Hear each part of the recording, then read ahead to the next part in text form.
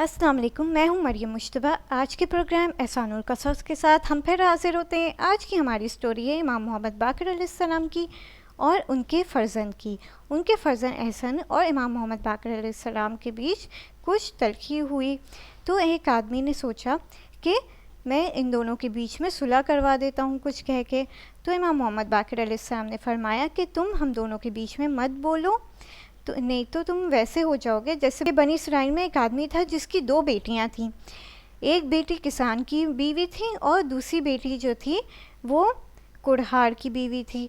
फिर वो आदमी अपनी दोनों बेटियों के पास मिलने के लिए जाता है। तो एक बेटी ने कहा अपने बाबा से कि बाबा आप दुआ करिए कि बारिश हो जाए ताकि हमारी फसलें बहुत अच्छी से हो जाएं। तो फिर वो उनके बाबा दूसरी बेटी के पास जाते हैं।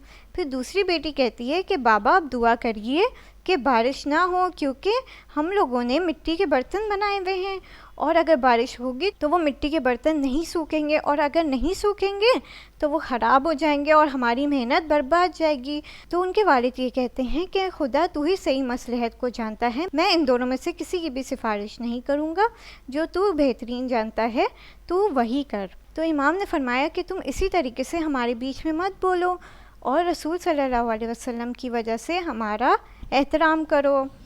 तो इस स्टोरी से हमें ये मालूम होता है कि कभी कभार हमें सुलह को ऐसे देखना चाहिए कि हमें किसी के बीच में नहीं बोलना चाहिए। अगर हम बोलेंगे तो वो सुलह होने के बजाय और बात बिगड़ ना जाए। आज की स्टोरी हमारी यहीं ख़त्म होती है। अगली स्टोरी के साथ हम फिर हाजिर होंगे, तब तक के लिए खुदा हाफिज़।